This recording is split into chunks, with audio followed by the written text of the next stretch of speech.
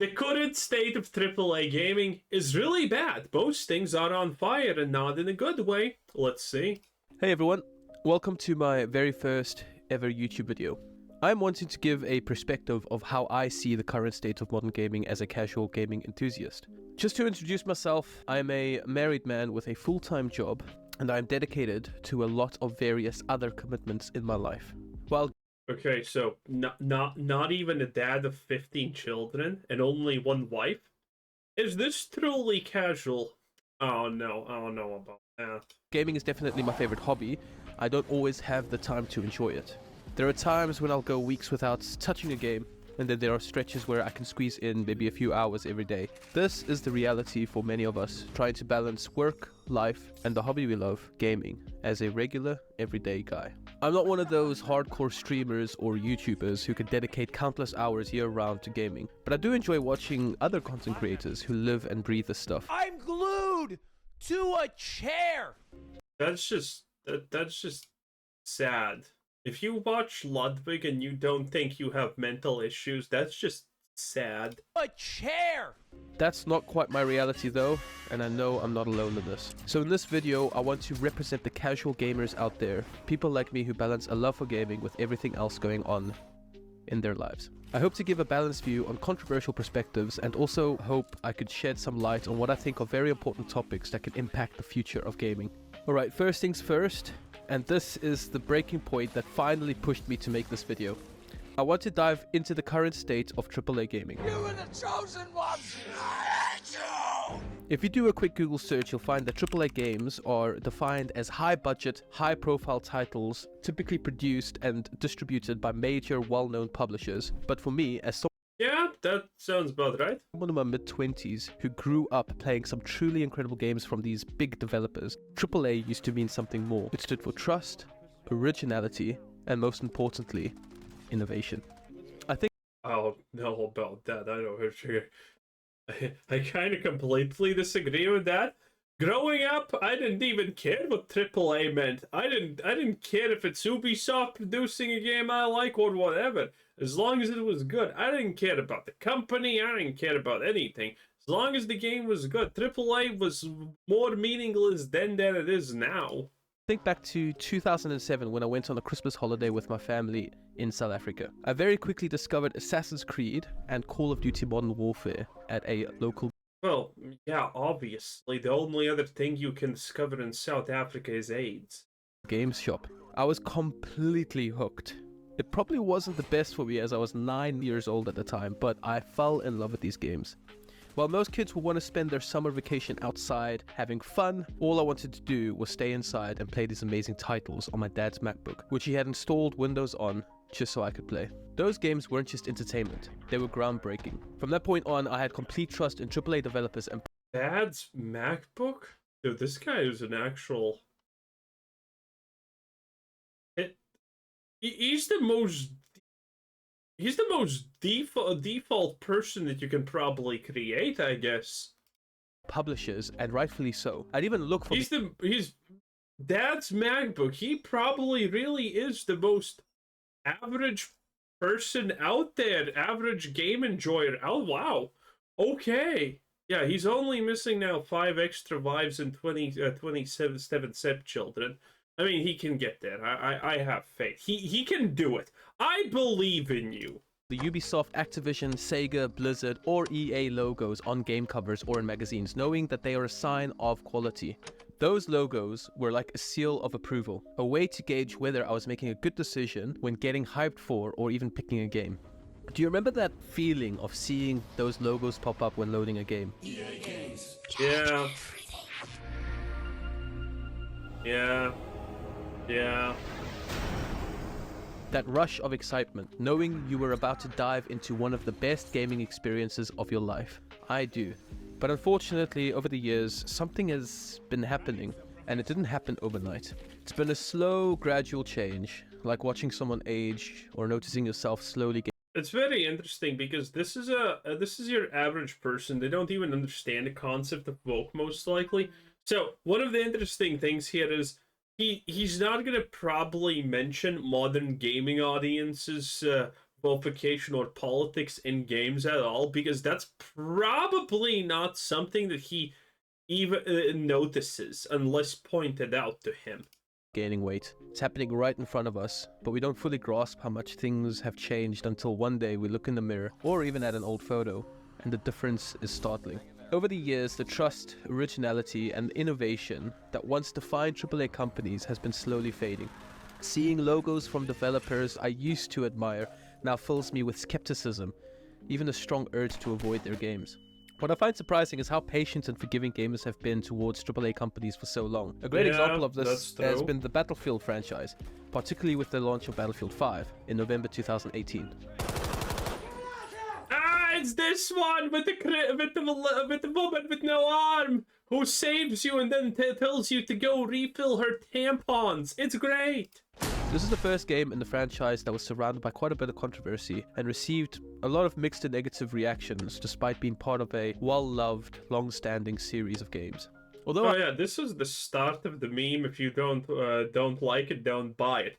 Which they regret to this day because people did not buy this. Despite being part of a well-loved, long-standing series of games.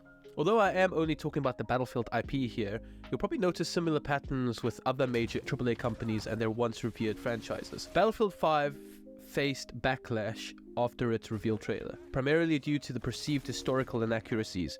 The inclusion of female soldiers in a World War II game led some fans to criticize the game as unrealistic, sparking debate over political correctness. DICE, the developer, responded, "Look at her hand. That's so disgusting. What the fuck?" by standing firm on their creative choices, which only... She's in a VOD so that she still found the time to apply VOD paint to her eyes. Like, what the fuck is this? This was truly a moment. This was probably a huge wake-up call to all of the normies who were looking at this and saying, how did we get here? And then, I honestly think we should be... The fact that they started the oh, if you don't like it, don't buy it trend, aka just look down on the consumers that they try to sell for and call everyone stupid and whatnot, all of the buzzwords, they could have probably squashed like 5 extra years of releasing slop and most people not caring about it. But considering they just started attacking their own consumers for literally no apparent reasonable reason, they escalated the situation just so much. On their creative choices, which only escalated the controversy.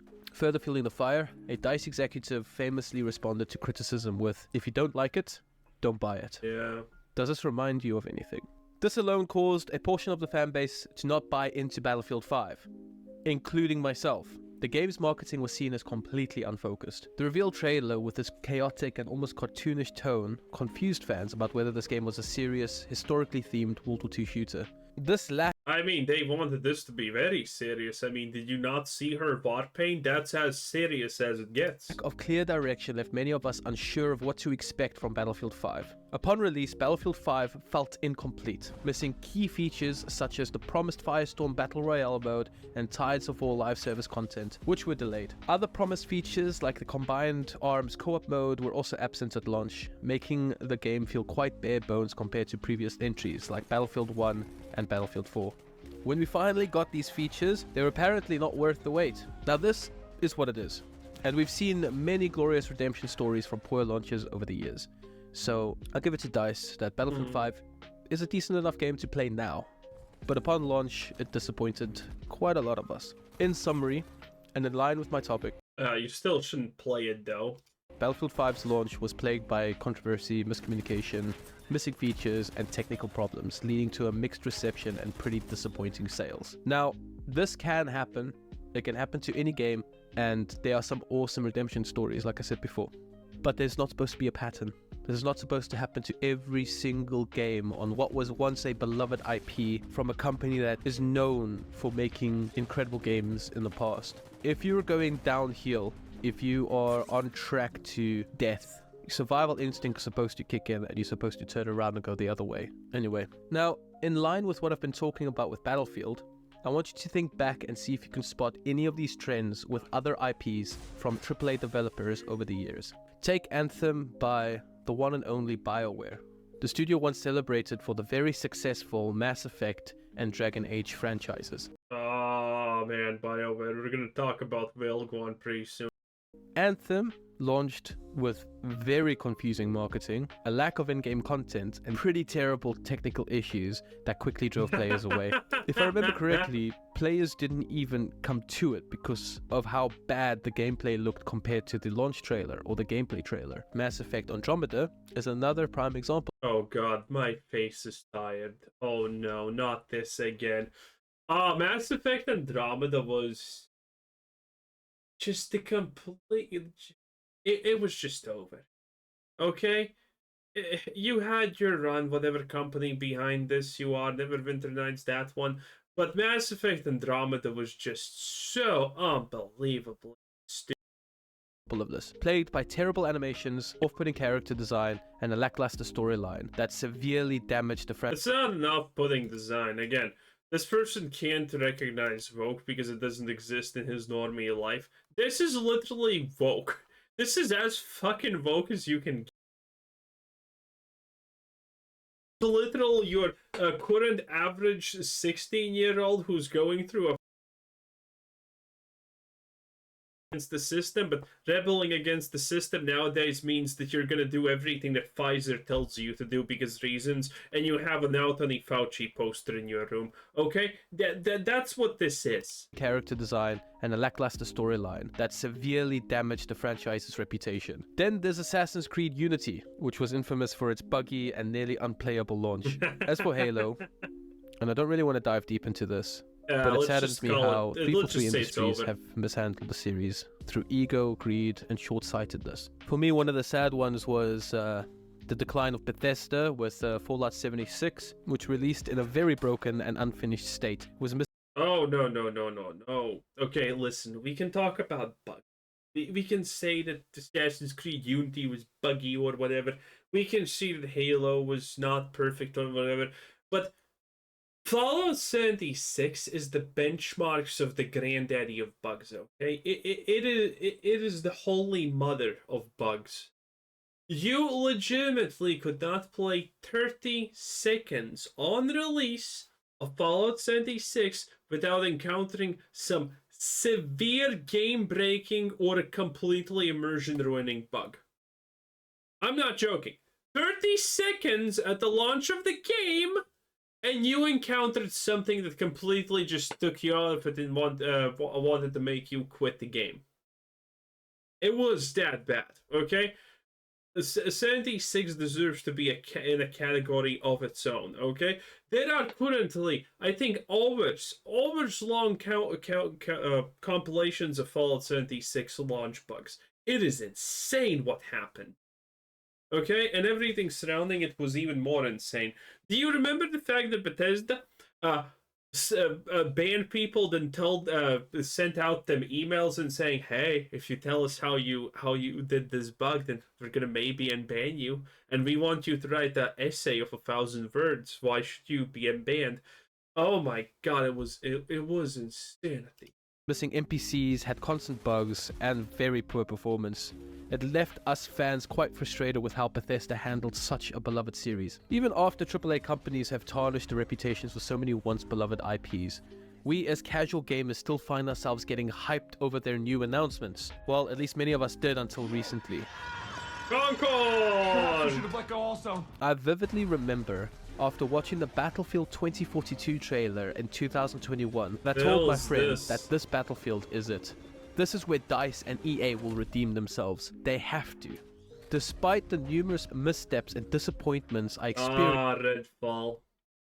Beautiful. We don't talk about this, but this is one of Bethesda's also biggest downfalls.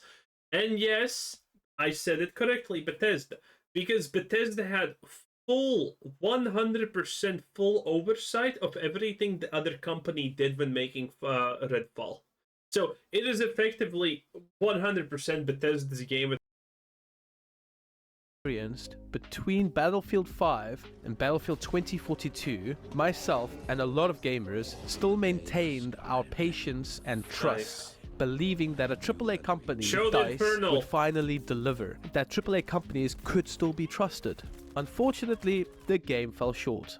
My friend and I ended up refunding Battlefield 2042 within just 10 minutes of playing it. I'm focusing on Battlefield mainly because it has been my go-to franchise in the past. I loved it. I was an OG Battlefield 2 player. I was unfortunately too young when Battlefield 1942 came out, but I thoroughly enjoyed the Battlefield 2 experience. Bad Company 1 and 2 were absolute gems, introducing the destruction mechanic that truly set Battlefield apart from other FPS games. I remember growing up in South Africa at Battlefield 3, which I played on 27 to 28 FPS. I think I clocked over 900. Oh, so his parents just didn't allow him to leave home in general. Okay, makes sense. Smart move. Hours playing like that on my old PC. I love that game so much. I'm sure many of you who are old enough can relate to this experience with other beloved franchises. Maybe you were a die-hard Halo fan, or you couldn't wait to see what Ubisoft would deliver after the experience of Assassin's Creed Black Flag, only to find disappointment year after year. The state of the majority of AAA Assassin's Creed Shadows is going to be great. Gaming is devastating. There are only a few exceptions, companies that seem to still have their fans' best interest. A lot of people are calling God of War woke now, and I would not call it that yet. I mean, it's like one step away. Well, actually, considering how many Norse gods are now black and whatnot, yeah, it's probably woke in that sense for sure.